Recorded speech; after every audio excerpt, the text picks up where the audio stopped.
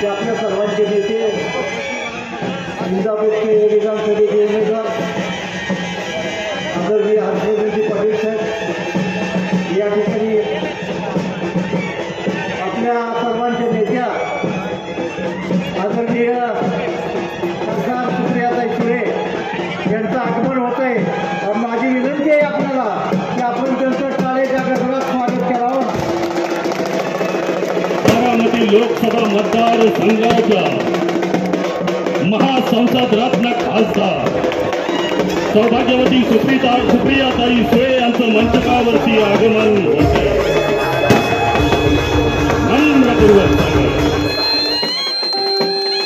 याच इंदापूर तालुक्यानं जवळजवळ 25,000 मतांचं लीड दिलं होतं ताईंना। महासंसद रत्न खासदार सौभाग्यवती सुप्रियाताई सुळे यांचं मंचकावरती आगमन नम्रपूर्वक स्वागत। बावडेकर ग्रामपंचायत होती। आदरणीय सुप्रियाताई या माढा मतदारसंघाचे खासदार आदरणीय धैर्यशील भैया मोहिते उपस्थित व्यासपीठावरील सर्व सन्माननीय आणि माझ्या वकील साहेब एक छोटासा सत्कार समारंभ आपल्या बारामती लोकसभेच्या लोकप्रिय खासदार सुप्रियाताई सुळे, उपस्थित खासदार धैर्यशील भैया, आपल्या इंदापूर तालुक्याचे 2024चे महाविकास आघाडीचे उमेदवार आपले सर्वांचे लाडके नेते हर्षवर्धन भाऊ पाटील, व्यासपीठावरील उपस्थित सर्वच सन्माननीय सदस्य, आज एवढ्या मोठ्या संख्येने आज आपल्या बावडा गावामधील उपस्थित सर्व आपले ज्येष्ठ मार्गदर्शक, सर्व महिला, सर्व युवक वर्ग, आमचे पत्रकार बंधू, इंदापूर विधानसभेच्या निवडणुकीचे आता मोजून 3 दिवस आपल्या सगळ्यांसमोर उरलेले आहेत आणि खऱ्या अर्थाने ही निवडणूक ही जनतेनेच हातात घेतलेली आहे। ज्या दिवशी मागच्या 7 ऑक्टोबरला भाऊंनी पवार साहेबांच्या राष्ट्रवादी काँग्रेस पक्षामध्ये साहेबांच्या ताईंच्या प्रमुख उपस्थितीमध्ये आणि तुमच्या सर्वांच्या संमतीने जेव्हा प्रवेश केला, त्या दिवसापासून इंदापूर तालुक्यामध्ये एक वेगळ्या प्रकारचं वातावरण, एक उत्साही वातावरण, एक वेगळी चेतना इंदापूर तालुक्यातील प्रत्येक जनतेमध्ये दिसतेय। आम्ही जनसंवाद यात्रा मागच्या 25 दिवसापूर्वी सुरू केली आणि 135 पेक्षा जास्त सभा इंदापूर तालुक्यातील प्रत्येक गावागावामध्ये, वाड्या वस्त्यांमध्ये जाऊन आम्ही, सागर बाबा असतील, आमच्या छायाताई, आसमाताई असतील, आम्ही सगळे जण गेलो आणि प्रचंड असा प्रतिसाद हा इंदापूर तालुक्यामधील जनतेमधून आम्हाला सगळ्यांना बघायला मिळतोय। आजचा हा जनसमुदाय बघून खऱ्या अर्थाने असं वाटतंय, असं आश्वासन मला आज सगळ्यांना बघून मिळतंय की इंदापूर तालुक्यामध्ये 23 तारखेला जोरात तुतारी वाजणार म्हणजे वाजणार। आपण सगळ्यांनी मागच्या 10 वर्षामध्ये एवढा त्रास सहन केला, एवढ्या संघर्षाला आपण सगळेजण सामोरे जात आहोत आणि हे जे विद्यमान लोकप्रतिनिधी आहेत त्यांनी 10 वर्षामध्ये एवढा प्रचंड असा भ्रष्टाचार केलाय, रस्त्यांच्या कामामध्ये, गोरगरीब जनतेच्या कामामध्ये असतील, प्रत्येक गोष्टीमध्ये जिथं जिथं त्यांनी ते म्हटले आम्ही इथे निधी मिळवून आणलाय, तिथे 20-20, 30-30% कमिशन खाऊन ह्यांनी सामान्य जनतेसाठी आलेला सगळ्या विकास निधी स्वतःकडे वळवला। काठी भागामध्ये आम्ही त्या दिवशी गेलतो, आमची सभा होती, एकाच रस्त्यावर 1 कोटी रुपयाचा निधी 4 वेळा टाकला आणि एकदा सुद्धा रस्ता केला नाही। वरचे 4 कोटी रुपये असेच वरच्यावर ह्या लोकप्रतिनिधींनी, त्यांचे जे 4 कॉन्ट्रॅक्टर आहेत त्यांनी वरच्यावर लंपास केले। सांगण्यासारखे असे भरपूर त्यांचे प्रकरण आहेत।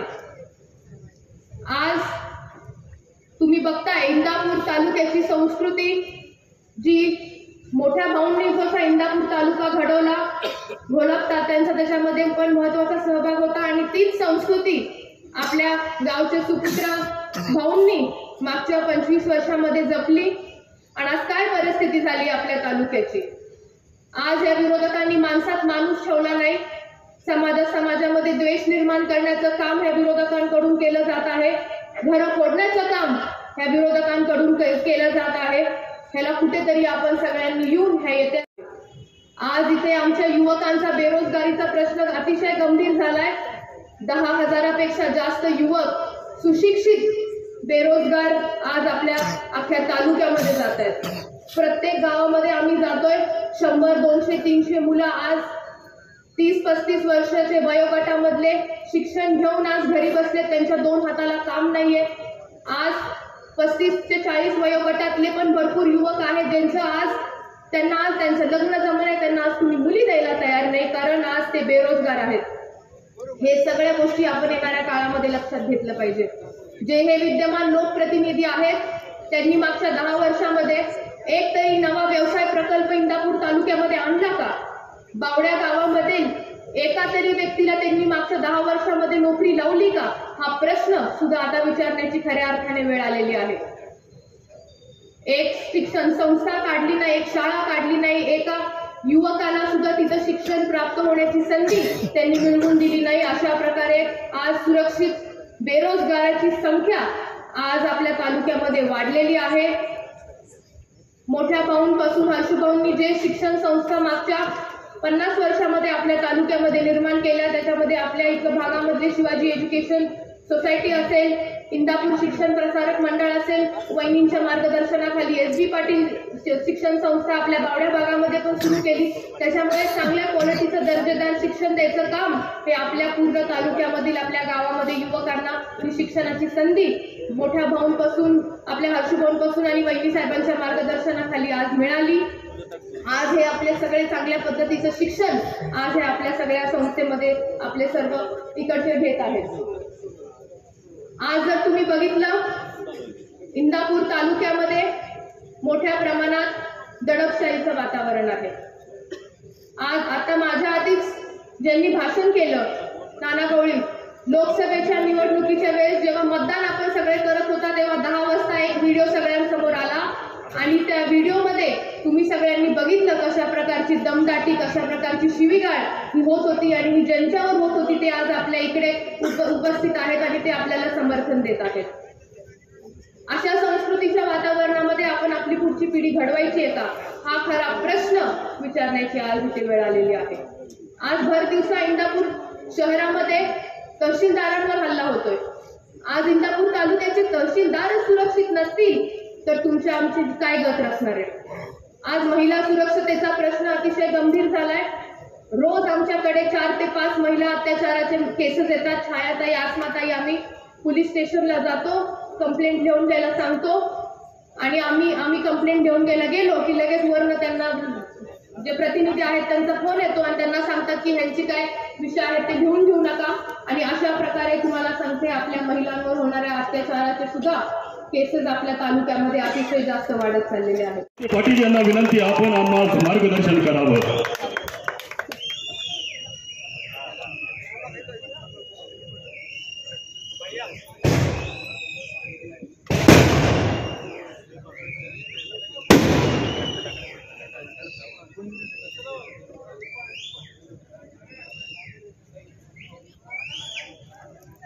इंदापूर विधानसभा मतदारसंघाच्या प्रचारानिमित्त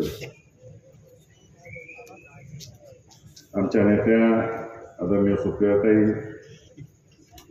राष्ट्रवादी काँग्रेस पक्ष आणि महाविकास आघाडीचे अधिकृत उमेदवार आदरणीय हर्षवर्धन पाटील साहेब, स्टेजवर उपस्थित असलेले सर्वच निष्ठावंत नेते मंडळी आणि समोर बसलेले सर्व मतदार बंधू भगिनी,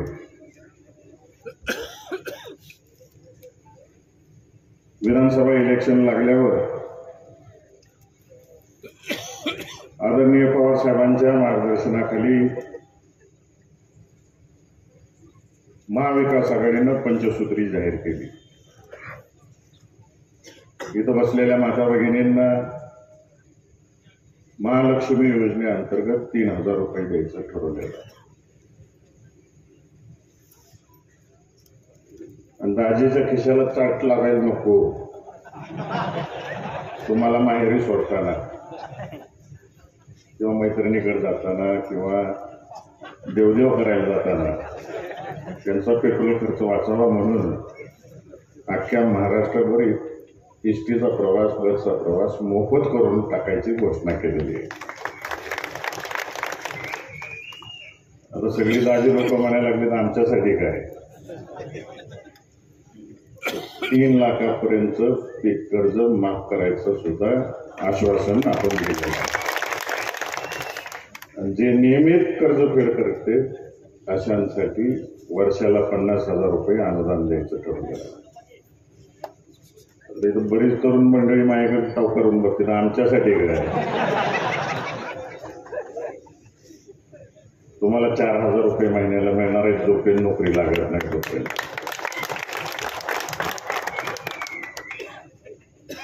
इथं बसलेल्यांना गेल्या 10 वर्षांपूर्वी पंतप्रधान विमा मिळाला का कोणाला, ते मेडिकलचा नाही ना.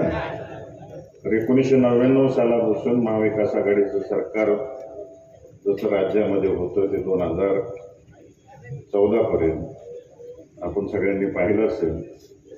महात्मा फुले जन आरोग्य योजनेच्या माध्यमातून अनेकांचे ऑपरेशन मोफत शासनाने केले.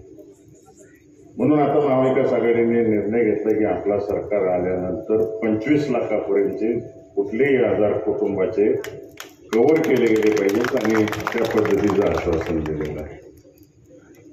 गेले 10 वर्ष झालं महाराष्ट्रामध्ये भारतीय जनता पार्टी सरकारने हरियाणा पॅटर्न राबवायचं ठरवलं. प्रत्येक जाती धर्मामध्ये तेढ निर्माण करायचं काम केलं. एकमेकावर गेल्या 2 वर्षात तर कशी सोडून दिले हे सुद्धा आपण पाहिलेलं आहे. म्हणून ज्यावेळेस आपली जनगणना होईल करायचं सरकारने ठरवलेलं आहे. आणि राज्यातील ज्या वंचित समाज आहे, आर्थिकदृष्ट्या असेल, शैक्षणिकदृष्ट्या असेल, सामाजिकदृष्ट्या मागास असेल, अशा प्रत्येक जातीला 50% आरक्षण वाढवून 70 हो 65 हो नियमात बसून आरक्षण द्यायचं ठरवलेलं. मग त्यात मराठा समाजाला, धनगर समाजाला, मुस्लिम समाजाला, जे जे वंचित घटक आहेत राज्यामधले त्यांना सगळ्यांना या आरक्षणाचा लाभ मिळवून द्यायचं म्हणून ठरवलं. आदरणीय भाऊताई, काल मी 3 दिवसापूर्वी पेपर वाचला लोकसत्ता. त्यात पंतप्रधानांचं जे आर्थिक सल्लागार मंडळ आहे त्यांनी जो भारतातला प्रत्येक राज्याचा दरडोई उत्पन्नाचा सर्वे केला आणि या सर्वेमध्ये गेल्या 40-50 वर्षामध्ये प्रत्येक राज्याची उलाढाल कशी झाली याच्या बाबतीतली बातमी छापून आली होती. 1980 साली महाराष्ट्राचं दरडोई उत्पन्न हे 14% होतं. त्यानंतर ते 2010ला 15% झाले. यावेळेस कुणाचे सरकार होते बारकाईनं अभ्यास करून बघा तुम्ही सगळ्यांनी. आणि 2023 साली हे 13% आलं. म्हणजे 2% कमी झालं आपलं दरडोई उत्पन्न. आणि आपल्या मागून इतर राज्यांचे गुजरातचा 8% वाढलं. त्याच पद्धतीनं तेलंगणा असेल, आंध्र असेल, तामिळनाडू असेल, हरियाणा असेल, या सगळ्या राज्यांचं दरडोई उत्पन्न वाढलं. याला कारणीभूत या राज्यातलं निष्क्रिय सरकार आहे.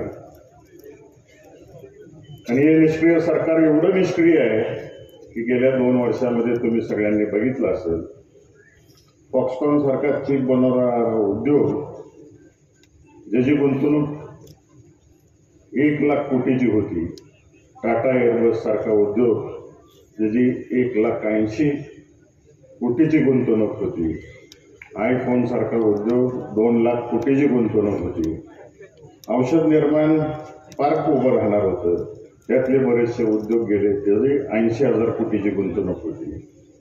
परवाच मी पुढारी टीव्हीला बातमी बघितली की गेल इंडियाचा प्रकल्प सुद्धा महाराष्ट्रातून 50,000 कोटीचा बाहेर गेला.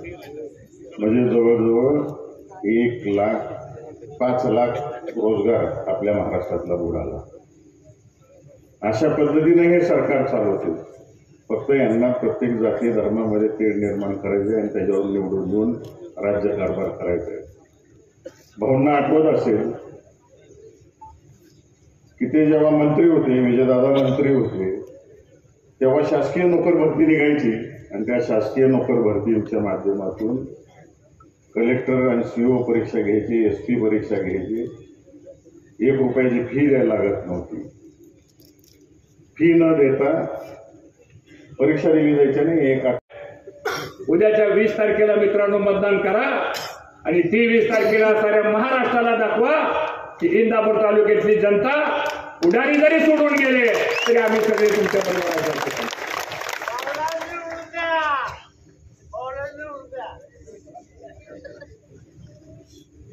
आज आमच्या विरोधामध्ये 2 उमेदवार उभा आहेत. त्या 2 उमेदवारांना पवार साहेबांनी काय कमी केलं? गेल्या 30 वर्षामध्ये आता जे विद्यमान सदस्य आहेत 23 तारखेपर्यंत विद्यमानच आहेत. पुन्हा माजी होतील आणि माजी झाल्यानंतर माझ्यासारखं माजी म्हणून 10 वर्ष काम करून दाखवा. तुम्ही 10 दिवस टिकायचं नाही संपूर्ण. कधी पदाकरता आम्ही विचार केला नाही, कधी मान सन्मानाकरता आम्ही विचार केला नाही. आमची सारी खुली किताब आपल्या सगळ्यांच्या समोर आहे. सांगा बरं, आज ह्या लोकांना पवार साहेबांनी एवढं दिलं, जिल्हा परिषदचं अध्यक्ष दिलं, कारखान्याचं चेअरमन पद दिलं, बँकेचं चेअरमन पद दिलं, 2 वेळा आमदारकी दिली, राज्यमंत्री पद दिलं, 6 खाती दिली, सोलापूर जिल्ह्याचं पालकमंत्री पद दिलं आणि व्यवसाय करण्याकरता सगळ्या मोठमोठ्या एजन्सी सुद्धा तुम्हाला दिल्या. अशोक भाऊ बिचारा आमचा 82 सालापासूनचा निष्ठावान कार्यकर्ता, त्या बिचाराला काही मिळालं नाही, सगळं ह्यांनाच. आणि मग ज्यावेळेस पवार साहेबांचा पक्ष फुटला गेला, अरे त्यावेळेस तुम्ही खऱ्या अर्थानं पवार साहेबांच्या मागे उभा राहायला पाहिजे होतं. पण मित्रांनो, ह्यांनी गद्दारी पवार साहेबांशी केली. अशा गद्दाराला धडा शिकवण्याचं काम उद्याच्या 20 तारखेला आपल्याला या ठिकाणी करायचं. आज आपण सर्वांनी पाहिलं असेल की परवा इंदापूरला एक सभा झाली आणि त्या सभेमध्ये सुद्धा सातत्यानं माझ्यावर टीका करण्याचा प्रयत्न केला. अरे 10 वर्ष झालं मी कुठल्या पदावर नाही, 10 वर्ष झालं मी कुठल्या संविधान अधिकारामध्ये माझ्याकडे कुठला अधिकार नाही. मी तुमच्यासारखा एक सामान्य कार्यकर्ता म्हणून रात्रंदिवस या तालुक्याच्या आणि या जनतेच्या प्रश्नाकरता आपण काम करतो. आम्ही महाराष्ट्रामध्ये अनेक पदावर काम केलं, पण कधी हर्षवर्धन पाटलाची जीभ घसरली नाही, कधी हर्षवर्धन पाटलांनी कुणाला अर्वाच्य भाषेमध्ये कधी शब्द उच्चारले नाहीत, विरोधकालाही कधी आम्ही त्रास दिला नाही. सांगा अशोक भाऊ, तुम्ही माझे विरोधक होता, कधी त्रास दिला? या उलट मी त्यांच्या शाळेला 15 लाख रुपये दिले हे त्यांनी सांगितलं संपूर्ण. कारण आपल्याला शिकवण आहे, समाजकार्य करण्याची आपल्याला शिकवण आहे. पण आज जर आपण परिस्थिती बघितली तर ह्या लोकांनी एवढं सगळं साहेबांनी देऊन सुद्धा ही माणसं साहेबाला सोडून गेली. त्यामुळे आज मित्रांनो आपल्या लक्षात आलं पाहिजे की महाराष्ट्रामध्ये मी आपल्याला जबाबदारीने सांगतो, आमचे सगळ्या जिल्ह्यामध्ये संबंध आहेत. आम्ही बरेच वर्ष सत्तेमध्ये काम करत असताना मी माणसं मिळवली, ब्युरोक्रेसीमधल्या अधिकाऱ्यांचे संबंध आम्ही चांगले ठेवले, प्रशासनामध्ये आम्ही लोकांशी चांगलं वागलो, लोकप्रतिनिधीशी आम्ही चांगलं वागलो, विरोधी पक्षाच्या आमदार खासदारांशी सुद्धा आमचे संबंध आम्ही चांगले ठेवले. कारण पवार साहेब आम्हाला नेहमी सांगायचे, पवार साहेब नेहमी 10 वर्ष तर पवार साहेब केंद्रामध्ये महाराष्ट्रामध्ये होतं, पण कधी आम्ही असं वागलो नाही. आज इथं नाना गवळी मगाशी बोलला, आणलाय का व्हिडिओ? बघू तिथं काही.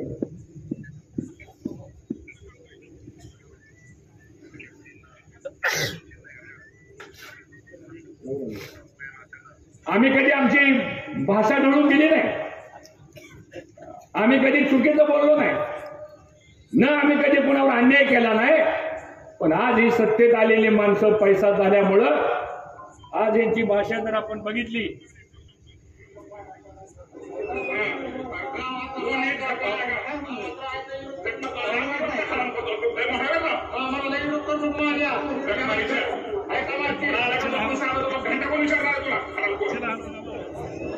ऐकलं का?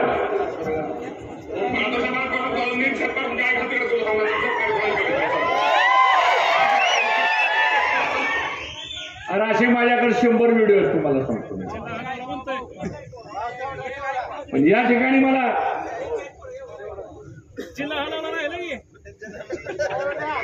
मी त्या कॉन्ट्रॅक्टरकडून गाडी गेला इतका तर मी बावळत नाही.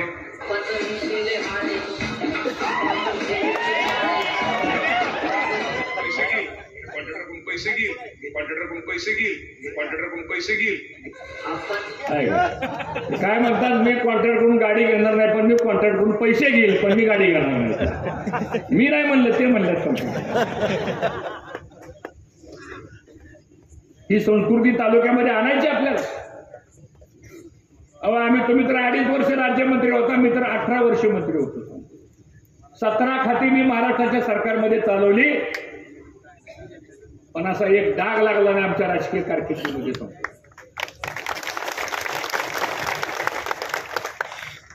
आता कोण हेलिकॉप्टर घ्यायची भाषा करते, कोण चार्टर प्लेन 78 कोटी रुपयाचं घ्यायची भाषा करते, आणि आता तर काही कालच्यापासून आमची दडकी भरायला लागली. आता कोण म्हणतात आम्ही एवढं करू, कोण म्हणता आम्ही तेवढं करू. कळलं ना तुम्हाला? या सगळ्या गोष्टी जर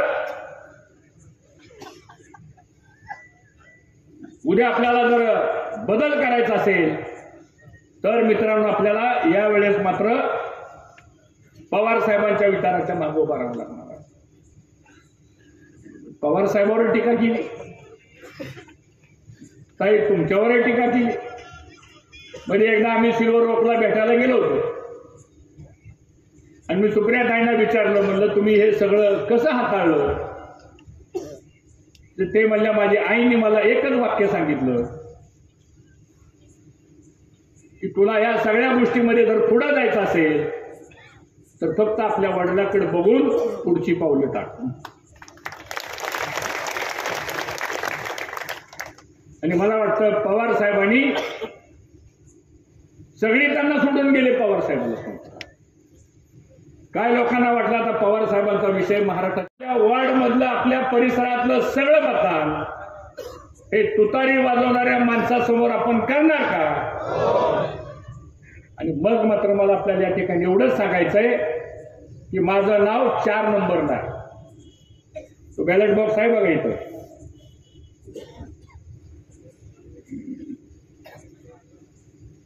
तर याच्यामध्ये असे 2 मशीन्स येणार आहेत, एक आणि दुसरं एक आहे. 4 नंबरला माझं नाव आहे. आता इलेक्शन कमिशनने नवीन नेम केलेला आहे, उमेदवाराचा फोटो पण येतो. आता माझ्या काही चेहरा एवढा वाईट नाही तुम्हाला न बघण्यासारखा, पण आहे तिथं. आणि त्याच्या समोर तुतारी वाजवणारा माणूस आहे. त्याच्या समोर आपण असं जर बटन दाबलं तर मतदान आपल्याला मिळालं. 23 तारखेला आपला विजय होणार, विरोधकाचा कार्यक्रम करेक्ट होणार. आता विजयाचा चौकार मारायचा आहे. आणि मी काय 2 नंबरचा माणूस नाही बरं. हा जो भ्रष्टाचार ह्या तालुक्यामध्ये झाला, जी मलिदा गँग ह्या तालुक्यामध्ये निर्माण झाली, आणि या इंदापूर तालुक्यामध्ये 10 वर्षामध्ये कसलाही विकास झाला नाही, एकालाही नोकरी मिळाली नाही. पाण्याचा प्रश्न, आज आपलं शेटपळ तलावावर आपलं जीवन आहे, नीरा नदीवर आपलं जीवन आहे, भीमा नदीवर आपलं जीवन आहे, 22 गावाचा 12 पाण्याचा प्रश्न आहे. आणि ताई तुम्ही आता काळजी करू नका, तुम्ही आता तुमची 4थी टर्म आहे. हे उद्याची विधानसभेची निवडणूक होऊ द्या, आपण देशामध्ये फिरा. हा अख्खा बारामती लोकसभा मतदारसंघ सांभाळण्याची जबाबदारी आमची आहे आणि ताकदीने आम्ही सगळेजण या ठिकाणी काम करू. काही चिंता करू नका. एक तुमचा मोठा भाऊ म्हणून कायम तुमच्या पाठीशी आमची सर्वांची ताकद राहणार आहे. आणि आदरणीय पवार साहेबांच्या माध्यमातून या महाराष्ट्रामध्ये पुन्हा एकदा जनतेचं सरकार आपण आणल्याशिवाय राहणार नाही हा विश्वास या ठिकाणी व्यक्त करतो. एवढ्या मोठ्या संख्येने आपण आलेला नजर जाईल तिथपर्यंत मला माणसं दिसत आहेत. उद्या काटीला आपले प्रांताध्यक्ष जयवंतराव पाटील येणार आहेत. ती 10 वाजता सभा आहे. अंतुर्ण्याला एक सभा आहे, भिगवणला एक सभा आहे. 4 वाजता पवार साहेब खास करून संसरला येणार आहेत, तिथं पवार साहेबांची सभा आहे. आणि 18 तारखेला माझं जाहीर निमंत्रण आहे आपल्याला. दुपारी 1 वाजता पवार साहेबांची सांगता सभा इंदापूरला आहे. दुष्ट प्रवृत्तीचा आणि लबाड आणि गद्दारी आणि मलिदा गँगचा सांगता करायचा आहे आपल्याला. आणि जनतेचं राज्य आपल्याला ह्या राज्यामध्ये आपल्याला आणायचं आहे. यासाठी मग मित्रांनो आपण हजारोच्या संख्येनं त्या ठिकाणी सभेला या एवढीच विनंती करतो. आणि रामकृष्ण हरी. आवाज कमी येतोय बावड्याचा सांगतो. रामकृष्ण हरी. रामकृष्ण हरी. आपल्या सगळ्यांच्या वतीने ताईंनी मार्गदर्शन करायला सांगतो. धन्यवाद. पण 83-84 वर्षाचा हा योद्धा आज त्यांना व्यक्तिगत काय नकोय, पण त्यांना महाराष्ट्रामधली विस्कटलेली घडी बसवायची आहे. राज्य दिवाळखोरीमध्ये गेले ते दुरुस्त करायचं आहे आणि खऱ्या अर्थानं पुन्हा एकदा जनतेचं आणि सर्व धर्म समभावाचं राज्य या महाराष्ट्रामध्ये आणण्याकरता म्हणून अवरात्रपणे पवारसाहेब प्रयत्न करतायत. 72 सभा पवारसाहेब घेत आहेत. तुम्ही युट्यूबवर त्याच्या सभेला गर्दी बघा, रोज गर्दी वाढायला लागली. इचलकरंजीत पावसात सभा झाली, पाऊस पडला आणि पवारसाहेब पावसात भिजले की विरोधकाचा कार्यक्रम करेक्ट झाला म्हणून समजा. विषय खूप बोलण्यासारखे आहेत, पण आता मनपूर्वक आभार मानते की आपण सगळ्यांनी मोठ्या संख्येने मतदान करून मला चौथ्यांदा दिल्लीला जायची संधी मिळाली. भाऊंच्या भाषणात बऱ्याच गोष्टी आहेत ज्याचा बराचसा समाचार मी 18 तारखेला येणार आहे तेव्हा घेईन. आता 10 मिनिटात जेवढा समाचार घेता येईल तेवढा पहिला घेते. इथे बसल्या बसल्या पहिला मी तो बोर्ड पाहिला. बोर्ड गेला की माझं लक्ष जातच. ते साधारण सगळेच बोर्डवर जातं आणि ह्याच्यावर तर जास्तच माझं लक्ष असतं. याचं कारण असं, माझी कोर्टातली आयुष्यातली पहिली लढाई या बोर्डाच्या विरोधात आहे. कधी मी कोर्टाची पायरी चढले नव्हते, आयुष्यात कोर्टाची पायरी चढली नव्हते. मी यांच्यामुळे कोर्टाची पायरी चढली. पण मला आनंद आहे, त्याच्यामुळे भांडायला शिकले. त्याच्यामुळे कुणाला कधी काय अडचण आली, कोर्टात जायची वेळ आली तर मी होणार, काय प्रॉब्लेम नाही आपल्याला. पण ह्या बोर्ड बघताना मी सगळ्यांना सांगत होते की ते खाली लिहिलेलं असेल बघा की हे चिन्ह आणि हा पक्ष हा त्यांचा नाही आहे, न्याय प्रविष्ट आहे. आणि या सगळ्या बोर्डावर कुठेही मला ते लिहिलेलं दिसलं नाही आहे. हा कोर्टाचा अपमान आहे आणि त्याच्यामुळे याचा मी फोटो काढून उद्या कोर्टात दाखवणार आहे. सर्व उच्च कोर्टात, सुप्रीम कोर्टाने हा देश चालतो, कुणाच्या मनमर्जीने चालत नाही. हा देश संविधानाने चालतो आणि हे संविधानाच्या विरोधात चाललेलं आहे. जेवढे जेवढे असे बोर्ड आहेत ना, सगळ्याचे फोटो मला पाठवा, उद्या नोटीस पाठवते मी त्यांना. कारण कोर्टाने त्यांना सांगितलंय, मी नाही, कोर्टाने त्यांना सांगितलंय की हाऊस आहे ना स्वतःच्या पायावर उभे राहायची, मग स्वतःच्या पायावर उभे राहा. शरद पवारांचं नाव, फोटो काही वापरायचं नाही आणि खाली लिहायचं न्याय प्रविष्ट आहे. ना हे चिन्ह त्यांचं आहे ना ते पक्ष त्यांचा आहे. आणि ते इलेक्शन नंतर लढाई होईल, मग चिन्हाचं काय करू. माझ्या पांडुरंगांनी तुतारी वाजवणारा माणूस दिलाय मला, त्याच्यामुळे चिन्हाचं काय करू ते आपण नंतर ठरवू यांच्या चिन्हाचं. पण एक आहे, कोर्टाची केस संपलेली नाही आहे आणि चोरी आज तो पकडी गई, आता कोर्टातच आहे.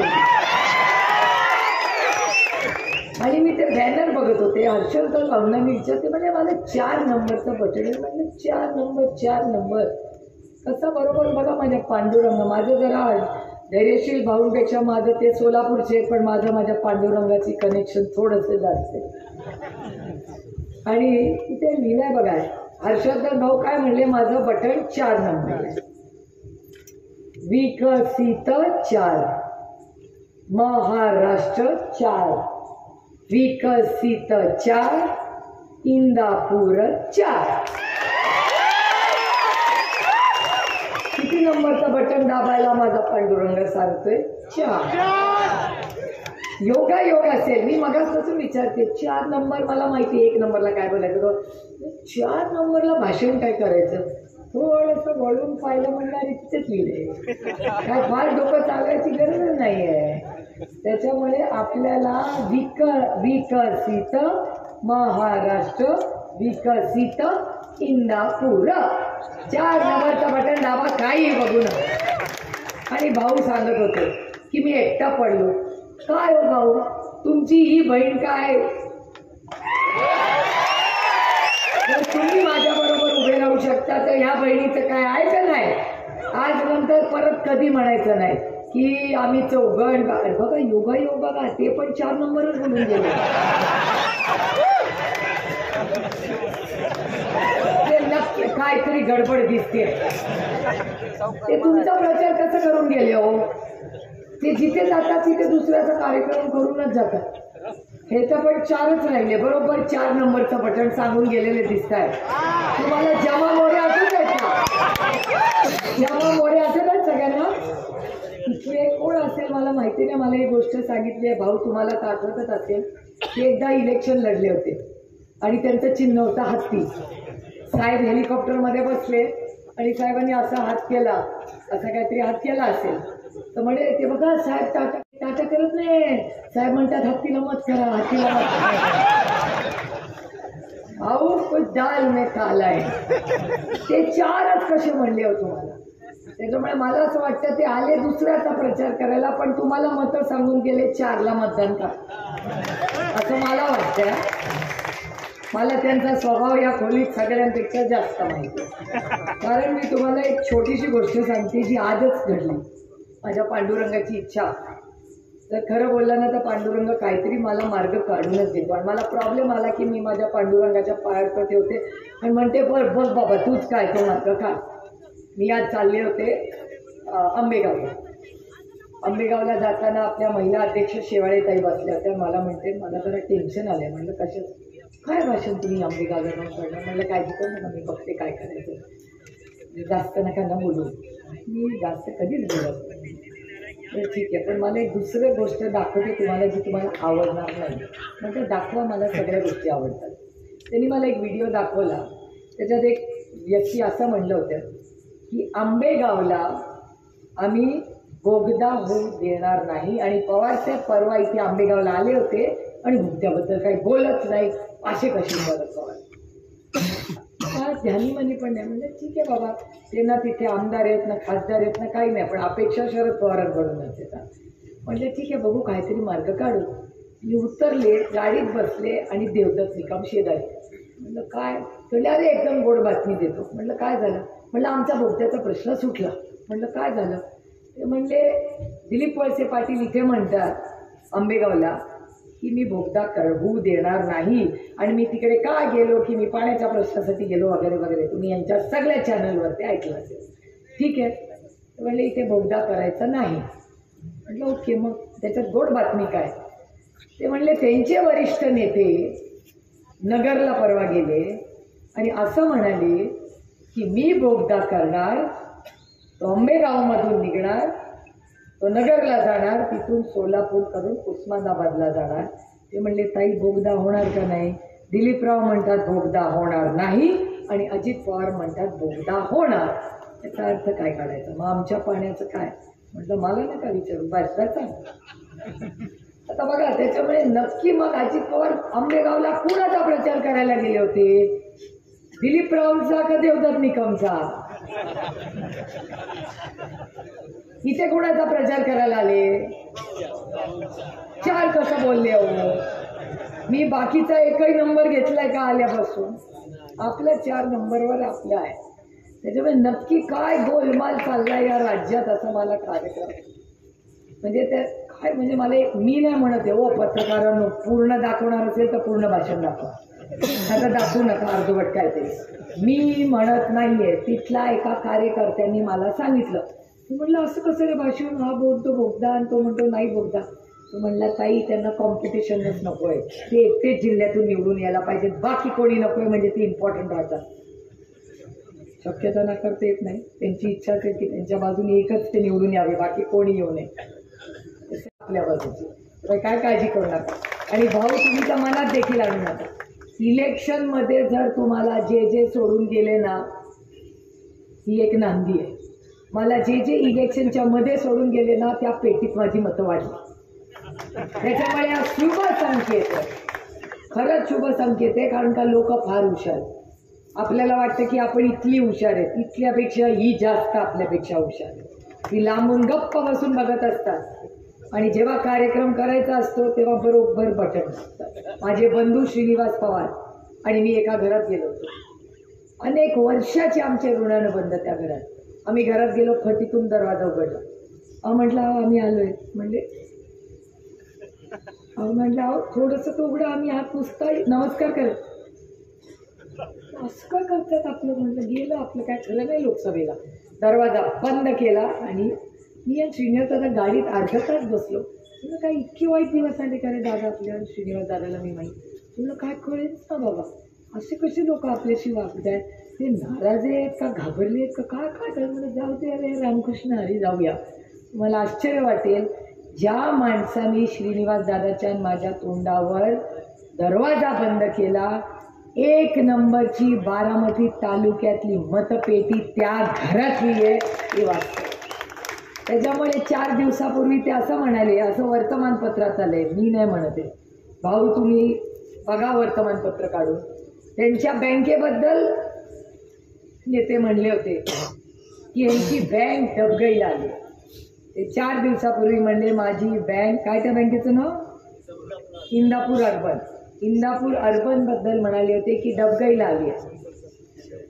आणि ते नेते म्हणाले, अध्यक्ष म्हणाले मला वाटतं की माझी बँक डबगईला आलेली नाही आणि 4 दिवसांनी प्रवेश. ही कैसे हो सकता है? 10 वाजले. आता पुढची कथा, अगला पार्ट 18 तारीख को. पण आपण आज मोठ्या संख्येने इथे उपस्थित राहिला. मी काय खरंच कंपनी हे सगळं बोलले, दुःख होतं आणि अस्वस्थ करणारी परिस्थिती आहे. पण 18 तारखेला सविस्तर बोलीन. रामकृष्ण हरी. महाराष्ट्र पोलीस न्यूज 24 साठी नीरा नरसिंहपूर, प्रतिनिधी बाळासाहेब सुतार. अशाच नवीन अपडेटसाठी आता सबस्क्राईब करा महाराष्ट्र पोलीस न्यूज 24 या न्यूज चॅनलला. व्हिडिओ आवडला असेल तर लाईक, शेअर आणि कमेंट करायला विसरू नका. धन्यवाद.